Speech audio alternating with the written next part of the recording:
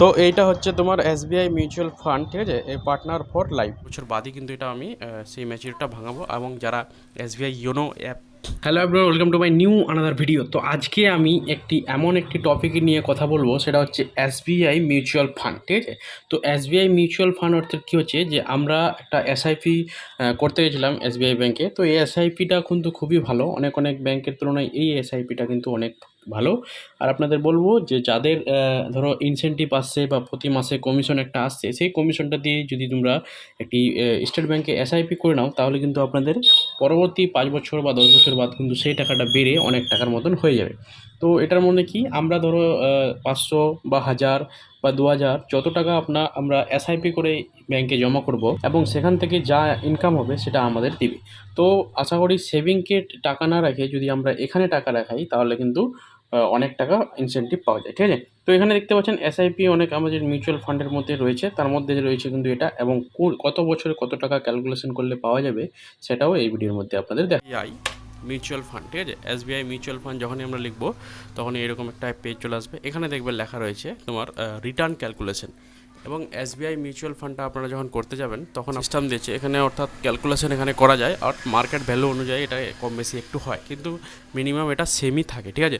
এবার আমরা কী করবো, মান্থলি এসআইপি, মান্থলি আমি যদি ধরো একটি একটি আমাদের 1000 টাকা করে দিই আমি যদি মাসে, ঠিক আছে, এবং এটা নর্মাল আপনি 5 বছর যদি রাখেন, ঠিক আছে, 5 বছরে আপনার কত টাকা বাড়ছে নর্মাল, এখানে আপনাদের অনেকগুলো রয়েছে। নর্মাল আপনি যদি 5 বছর রাখেন, তাহলে কি বলছে, এক্সপেক্টেড রিটার্ন অফ 2%, মানে 2% আপনার কিন্তু রিটার্ন আসবে, এটা বলছে, ঠিক আছে। এবার আমরা যদি এখানে 5 বছরে করি, তাহলে 5 বছরে 50,000 টাকা আমার জমা হচ্ছে, ঠিক আছে, 50,000 বলছি। 5 বছরে আপনার কত হচ্ছে বলতো, 60,000 টাকা জমা হচ্ছে। যদি আমি 1,000 টাকা করে জমা করি, যেমন হিসাব করে দেখেন যে 12 গুণিতক 10, তাহলে হয়ে গেছে তোমার 12,000 টাকা করে প্রতি মাসে, প্রতি বছরে জমা হয়, গুণিতক 5, তাহলে 60,000 টাকা জমা হচ্ছে। আর আমি কিন্তু পাচ্ছি 82,486 টাকা, অর্থাৎ আমার 22,000 টাকা কিন্তু লাভ হচ্ছে।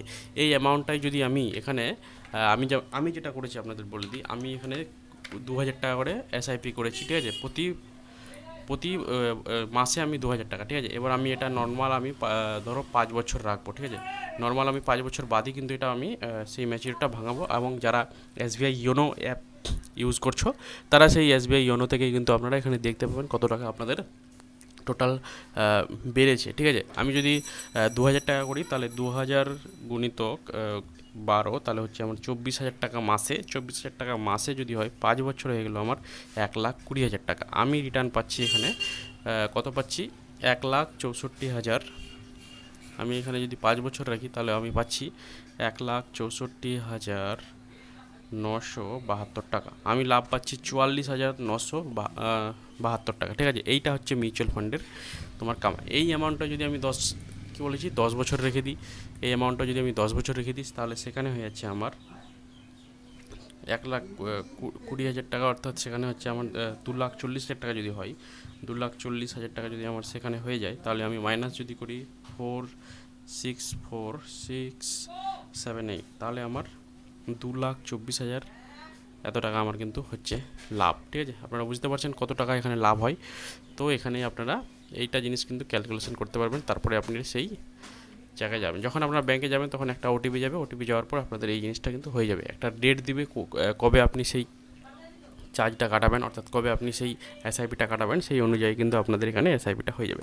তো খুব একটি ভালো জিনিস রয়েছে এসবিআই। আপনারা বুঝতেই পারছেন এসবিআই একটি পুরো পাবলিক সেক্টর ব্যাংক, নিজেই কিন্তু 8টা ব্যাংক নিয়ে তৈরি হয়েছিল, যার কারণে এটাতে কিন্তু বেশি ট্রাস্টেড রয়েছে। আদার্স ব্যাংক যেগুলো রয়েছে প্রাইভেট সেক্টরে, সেগুলোতে কিন্তু কম পাওয়া যায়, কিন্তু এই জিনিসটাতে এখানে বেশি পাওয়া যায়, ঠিক আছে। তো যাদের ইচ্ছা হবে এগুলো করবেন, ব্যাংকে গিয়ে একটু খোঁজ নেবেন, তাহলে দেখবেন যে একটি পরবর্তীকালে ভালো একটি টাকার আপনারা মালিক হয়ে যাবেন।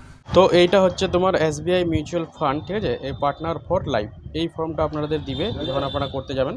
তো এখানে দেখতে পাচ্ছেন কিছু ডিটেলস আপনাদের এখানে ভরতে হবে। প্রথমে আপনারা এখানে বলে দিই যে এখানে নাম দিবেন, যে আমি যদি করি তাহলে আমার নাম থাকবে, বা যে অ্যাকাউন্টের সেভিং অ্যাকাউন্টের যে নাম রয়েছে সেই নামটা এখানে দেবেন। ডেট অফ বার্থটা এখানে লিখবেন, ঠিক আছে।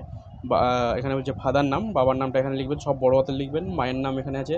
এখানে অ্যাড্রেসটা আপনারা ছোট্ট করে লিখে দেবেন, যেমন ভিলেজ, পোস্ট অফিস, ঠিক আছে, এই সমস্ত জিনিসগুলো এখানে লিখবেন। এখানে তারপরে আপনারা মোবাইল নাম্বার দিবেন, এখানে জিমেল আইডি যদি থাকে জিমেল আইডি দিবেন। তারপরে আপনারা এখানে অকুপেশন মানে অর্থাৎ অকুপেশন মানে আপনি কী কাজ করছেন, ঠিক আছে, সেই কাজের এখানে নাম দিবেন। আর অ্যানুয়াল ইনকাম, আপনার বছরে ইনকাম কত টাকা হয়। তারপরে আপনাদের এখানে প্যান কার্ডটা রয়েছে, সেই প্যান কার্ডের নাম্বারটা দিবেন। প্রুফ অফ অ্যাড্রেস নাম্বার, ঠিক আছে, মানে আপনি যে অ্যাড্রেসটা দিচ্ছেন, যদি আধার কার্ড থাকে তাহলে আধার কার্ডের নাম্বারটা এখানে দিবেন। নমিনি ডিটেলস, নমিনি ডিটেলসে কী লাগবে আপনারা, এখানে নমিনি ডিটেলসে নমিনির নাম দিবেন। নমিনি রিলেশনশিপ অর্থাৎ নমিনি যাকে করছেন সেটা আপনার কে হয়, ভাই বোন ওয়াইফ বাবা মা যাই রয়েছে সেই নামটা অর্থাৎ সেই রিলেশন টাইপটা দিতে হবে, ঠিক আছে। যদি আপনার ওয়াইফ থাকে তাহলে এখানে ওয়াইফ লিখবেন, যদি আপনার বাবা থাকে তাহলে এখানে ফাদার লিখবেন, যদি মা থাকে তাহলে মাদার লিখবেন। এখানে ডেট অফ বার্থটা কার দেবেন বলেন তো, এখানে দেবেন নমিনি ডেট অফ বার্থ। এখানে আপনি একবার নিজের ডেট অফ বার্থ দিয়েছেন, এখানে দিতে হবে নমিনি ডেট অফ বার্থ, ঠিক আছে। তারপর এখানে দেখবেন অ্যাকাউন্ট নাম্বার, অ্যাকাউন্ট ডিটেলসটা কার দিতে হবে বলেন তো, এখানে অ্যাকাউন্ট ডিটেলসটা আপনার দিতে হবে, ঠিক আছে, কারণ আপনার অ্যাকাউন্ট থেকেই টাকাটা কাটবে। আইএফসি কোড দিবেন, অ্যাকাউন্ট টাইপ দিবেন saving current others please tick mark, okay, মানে এই তিনটার মধ্যে যদি আদার্স কোনো অ্যাকাউন্ট থাকে তাহলে টিক মারতে হবে, সেই অ্যাকাউন্ট থেকে টাকা কাটবে। কাস্টমার সিগনেচার, এখানে কাস্টমারের অর্থাৎ যে এইটা করছে তার সিগনেচার করবেন, এখানে যেদিন দিবেন সেই ডেটটা করবেন। বাস এইটুকু ফর্মটা ফিল আপ করলে আপনি কিন্তু সেই এসবিআই মিউচুয়াল ফান্ড কিন্তু হয়ে যাবে, ঠিক আছে।